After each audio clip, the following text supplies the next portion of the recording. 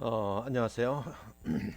여러분들이 이제 이거 대면 수업 때 이 연구 방법론을 제가 좀 집중적으로 다루려고 했는데, 이게 이제 불가피한 상황이 전개되어서 이제 비대면 수업을 하게 되는데요. 어떤 학문이든 간에 이 연구 방법론이 굉장히 중요해요. 뭐 사회복지학이든 뭐 의학이든 다른 모든 뭐 학문이 동일한 방법이에요. 그래서 오늘은 여러분들하고 우리가 좀 노인에 대해서 우리가 잘 알고 있다고 생각은 하지만, 그러나 우리의 그 어르신들, 조부모님, 또 늙어가는 이제 어머니, 아버지, 또 길에서 마주치는 어르신들, 우리 노인들이 우리가 익숙하게 접하고 최소한 몇 번쯤은 함께 말을 나누고 행동할 기회가 있죠. 그래서 우리는 노인에 대한 인식이나 태도가 어느 정도 형성되어 있는가, 이 부분을 좀 우리가 한번 생각을 좀 해보려고 그래요. 그래서 우리가 한번 이 노년학이라고 노인복지 연구론 이제 측면에서 노인에 대한 과학적 정보를 제공하고 정확하게 이해할 수 있도록 돕는 학문인데, 다양한 연구 방법론들이 활용되고 있거든요. 그래서 이 부분을 여러분들하고 좀 나누려고 그래요. 그래서 일단 여러분들이 여와 관련된 학자들이 나이를 먹는다는 것은 어느 과정을 거치는지 질문에서부터 연구를 시작한다, 이렇게 얘기를 하거든요.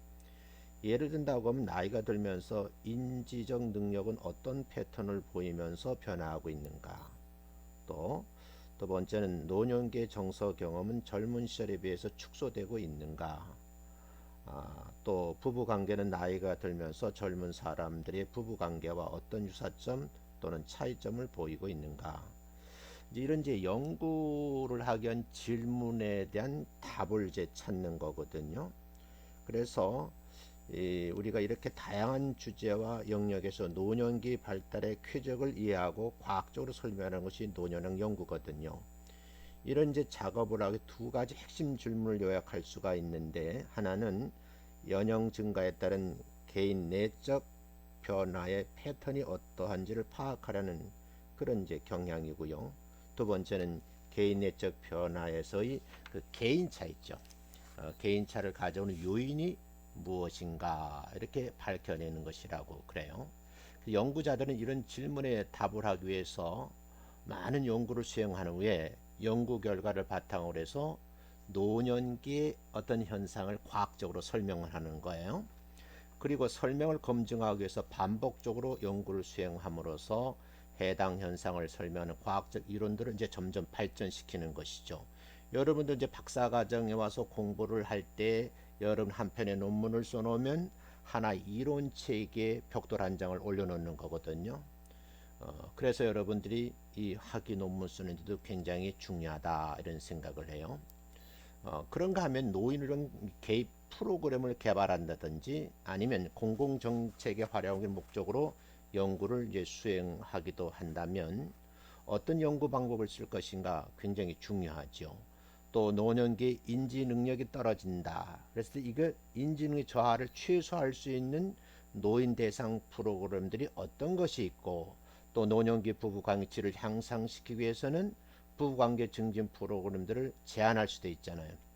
또 거기다가 연금제도, 이혼법과 같은 정책적 개입을 위한 제한을 하기 위해서라도 우리가 연구 방법을 알아야 되고, 이 방법을 또 잘 활용하셔야 되는 거예요. 그래서 이번 시간에는 이렇게 다양한 목적에 수행되는 노년 연구에서 특별히 고려할 연구 방법 낸 이슈와 그 이슈들을 해결하기 위한 노년학자들이 고안한 연구 디자인을 좀 소개를 할까 그래요. 첫 번째 이제 보는 건데, 연령 차이 해석. 그래서 연령 차이와 연령 변화가 어떤 그 전문적 용어의 의미 차이가 있는지, 그다음에 연령 효과, 코드 효과, 시기 효과, 이 전문적 용어예요.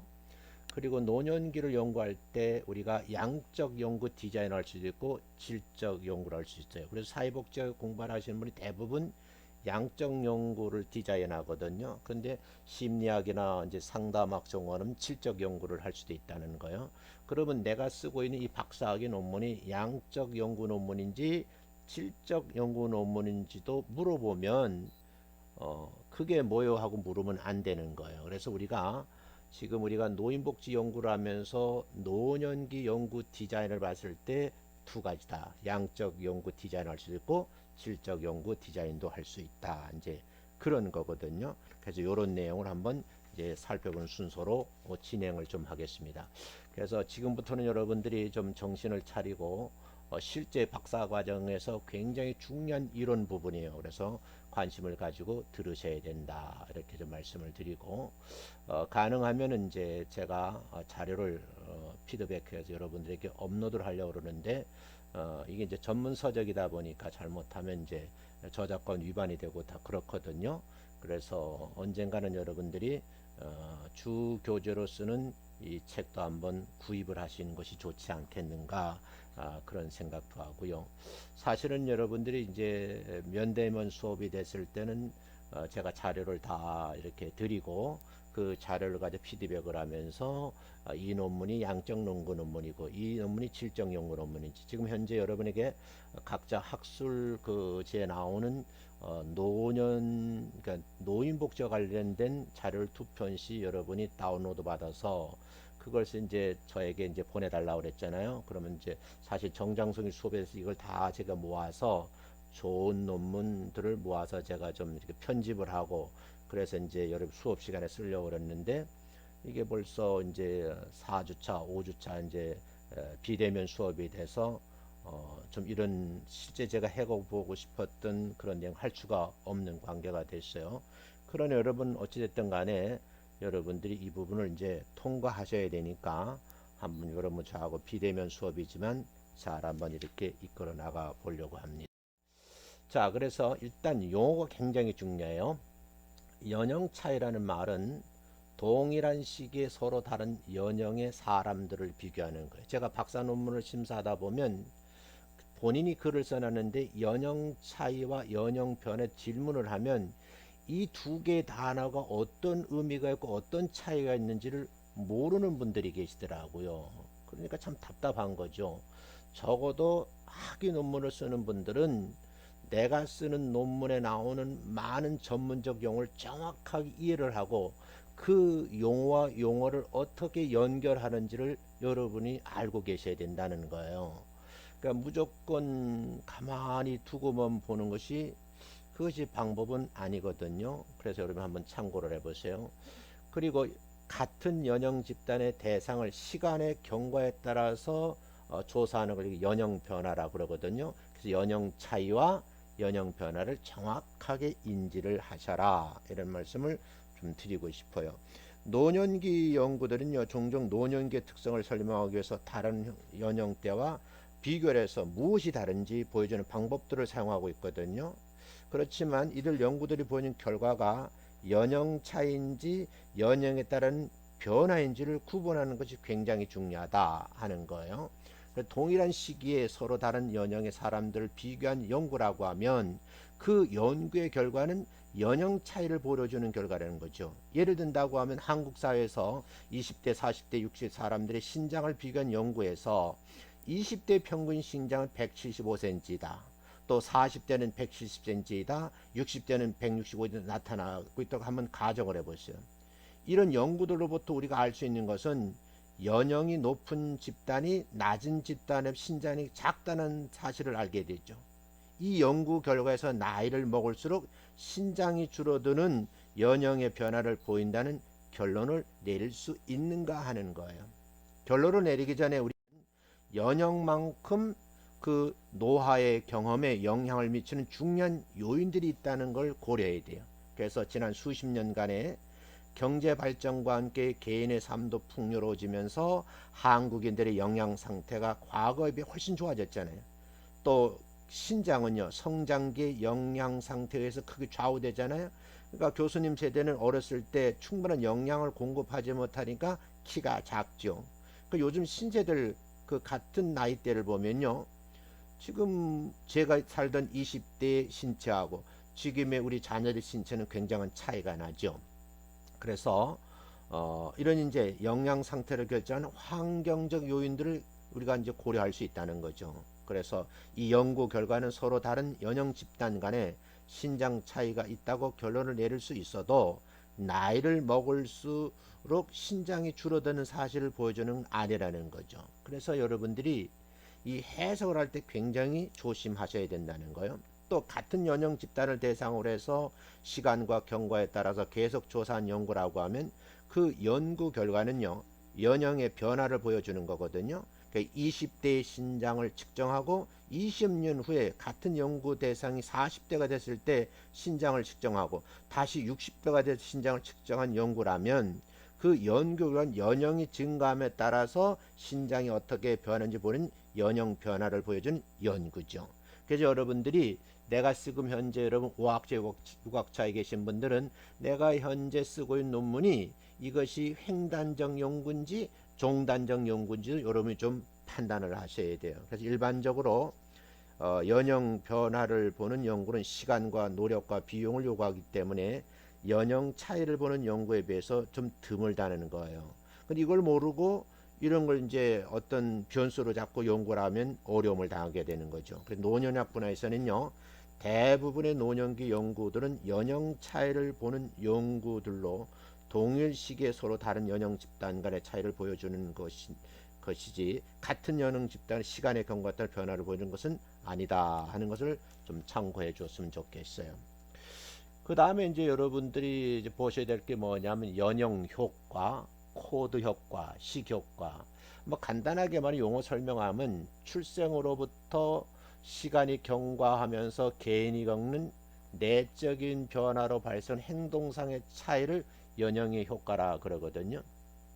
다 전문적 용어예요. 그 다음에 코드 효과는요, 비슷한 시기에 태어난 사람들, 1950년대 태어난 사람들, 1960년대 태어난 사람들, 2000년대 태어난 사람들, 2010년대 태어난 사람들, 이렇게 비슷한 시 태어난 사람들은 비슷한 연령대에서 각 생애 단계를 거치고 비슷한 사회적 환경, 역사적인 경험을 하면서 생애 과정을 통해서 그들만의 독자적인 사회문화적 흐름을 만들어감으로 나타나는 차이가 있어요. 그 차이라는 게 이 코드 효과라는 거예요. 조금 전문적 용어인데 여러분 이해했으면 좋겠어요. 그 다음에 시기효과인데 연구가 이루어지는 시점에서 당시 사회문화적 요인들이 연구 대상에 미치는 영향, 이제 시기효과라거든요. 그래서 여기서 연용효과, 코드효과, 시기효과란 말이 굉장히 중요한 말들이다 하는 것도 여러분이 좀 알아두셨으면 좋겠다 하는 내용입니다.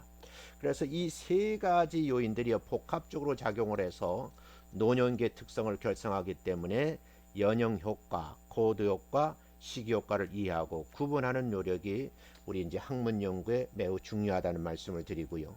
노화의 과정과 노년의 경험이 이런 복합적인 영향 요인들을 작용한다는 사실을 인지함으로써 노화 현상을 제대로 설명해야 된다 하는 그런 말씀을 이 시간에 여러분에게 좀 드릴게요. 그러면 여러분들이 이제 요게 이제 양적 연구 디자인을 좀 보기 전에 노년 연구에서 일반화 표집에 대해 열어보지 마셔야 되는데 제가 이제 학부에서 그 사회복 조사론을 가르칠 때 이 얘기를 참 많이 해요. 그리고 이제 박사과정에 공부하신 분들에게도 제가 쓴 이제 사회복 조사론 책 일부를 좀 제가 복사를 해서 여러분이 나눠주고 여러분들이 연구하는 그 분야에 대해서 우리가 이제 변수를 좀 얘기를 하는 우리 사회과학 변인이라거든요.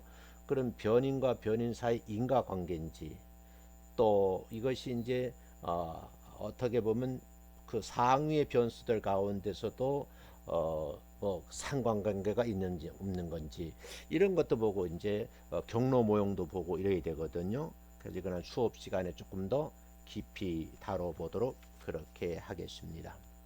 일단 이제 노년기 이제 연구 디자인에 들어와서 양적 연구 디자인을 좀 보겠는데 일단 세 가지예요. 횡단적 연구, 종단적 연구, 시간차이 연구.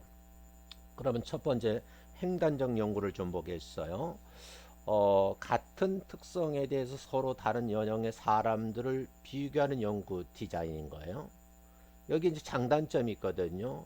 장점은 신속, 시간과 비용이 적게 들고 학습 효과를 피할 수 있다는 것이고, 단점은 연령 차이를 확인하나 연령의 변화를 설명할 수 없다는 거예요. 그러면 연령 차이와 코드 효과가 혼재하게 되는 거죠. 그래서 이 횡단적 연구의 장점도 있지만 단점도 있다. 이제 이런 거예요. 그래서 여러분이 이 횡단적 연구 디자인을 제가 그림 4-를 소개했는데, 요것을 한번 수업 시간에 여러분 한번 다시 한번 면대면 수업을 할 때 이거를 여러분이 한번 설명을 했으면 좋겠어요. 그러니까 이게 이제 시간은 제약돼 있고, 이게 이제 온라인 강의다 보니까 교수님 말은 빨라지고 또 수업은 나가야 되고 그래서 좀 답답하기는 한데, 근데 여러분들이 좀 이해는 하셔야 돼요. 양적 연구 디자인의 횡단적 연구, 종단적 연구, 시간 차이 연구가 있는데, 지금 이제 5, 6학자 있는 분들은 내 논문이 양적 연구라고 하면 내가 지금 횡단적 연구를 하고 있는지, 종단적 연구를 하고 있는지, 시간 차이 연구를 하고 있는지 이걸 좀 본인은 스스로 알고 있어야 된다 그러는 거예요. 막상 이제 교수님들이 논문 심사에 들어가서 이런 거 지적하면 당황해서 대답을 못 하니까 그런 피드백이 안 되는 거죠. 그러니까 이런 부분을 조금 이제 관심을 가져달라 얘기예요. 그다음에 종단적 연구는요, 개인 또는 다수의 연구 대상을 연구 기간 동안 일정한 간격을 두고 여러 번 반복해 측정하는 디자인이거든요. 여기도 장단점이 있어요. 근데 장점은 연용 효과 추적과 인과관계 규명이 아주 유리하다는 거예요. 그러나 단점은 뭐겠어요? 연용 효과와 시기 효과가 혼재 있는 거예요. 그리고 시간과 비용이 많이 들지요. 그러니까 이게 횡단적 연구에서는 어떻게 했어요? 그 60대라 그러면 몇 년에서 몇 년까지는 한국에 있는 집단, 일본 집단, 중국 집단, 이래가 동남아라고 하는 언어 카테고리를 정해놓고 연구하면 이건 그 시대 동시대는 볼 수 있으니까 시간이 짧잖아요. 그러다 보니까 별 문제가 안 되는데, 이 종단적 연구에서는요, 1940년대 살았던 사람, 1960년 사람, 1980년대 20년 간격으로 뛴다고 그러면 이게 이제 시간이 60년이 기나긴 기간이 걸리잖아요. 그러다 보니까 시간이 많이 걸리고 비용이 많이 든다. 그럼 대표성 문제도 있고 표집이 편중되는 방법도 있고 학습 효과 발생 가능성도 있다. 그런 거죠. 이제 시간이 흘러가니까요. 그러니까 이런 것도 여러분이 한번 알아두시는 것이 좋다. 그래서 동단적 디자인도 한번 여러분이 한번 보셨으면 좋겠어요. 그다음 시간 차이 연구인데요. 서로 다른 시기에 동일한 연령 집단을 조사해서 비교 연구하는 거예요. 근데 장점 뭐겠어요? 연용 효과를 배제한다는 것이고, 단점은요, 코드 효과와 시기 효과가 현재해야 되니까 많은 비용이 들고 많은 시간이 든다, 이런 거죠. 여러분 이제 이런 내용을 좀 일단은 알고 가셔야 된다 하는 내용이에요. 그 다음에 이제 두 번째 양적 연구 디자인, 계열 연구 디자인이라는 것이 이제 있거든요. 그래서 이제 요것도 이제 보셔야 되는데, 어쩌면 계열 연구 디자인에서 코드 효과 계열 분석이 있어요. 그래서 요것도 여러분이 이제 관심 있게 이제 보셔야 하거든요. 일단 한번 가봅시다. 그러면 횡단적, 종단적, 시간적 연구 디자인은 연령 효과, 코드 효과, 시기 효과를 적절히 통제하는데 각기 제한점이 있다 그랬어요.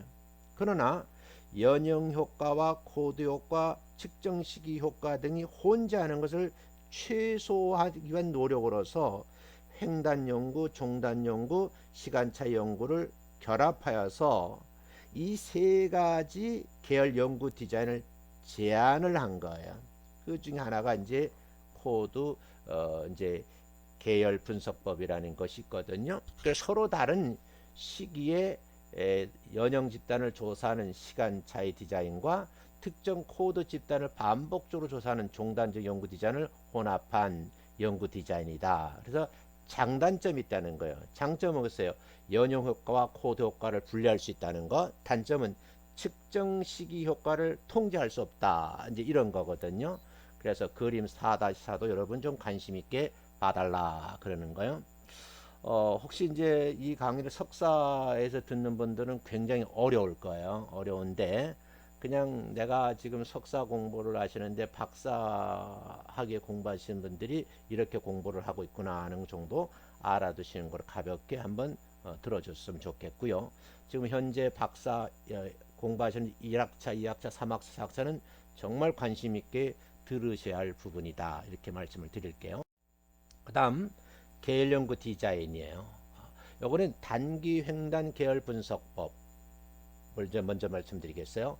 여러 코드 효과를 한 시점에서 연구하는 횡단적 연구, 또 한 코드를 여러 시점에서 연구하는 종단적 연구를 결합을 해서 여러 코드를 여러 시점에서 연구하도록 설계한 거거든요. 그래서 여기에 장점은 코드 효과, 시기 효과를 분리할 수 있는, 단점은 연용 효과를 통제하지 못한다. 이런 단점이 있다는 것을 여러분이 좀 보셨으면 좋겠어요. 그래서 여기서 1935년생 코드 효과, 1945년생 코드 효과, 1950년생 코드 효과, 간격이 10년 차이잖아요. 그러면 여기서 이제 우리 생각할 것은 뭐겠어요? 35세, 45세, 50세. 그 다음에 2000년도에는요, 45세, 55세, 65세. 2010년이 되면 65세, 65세, 75세 이렇게 되는 거죠.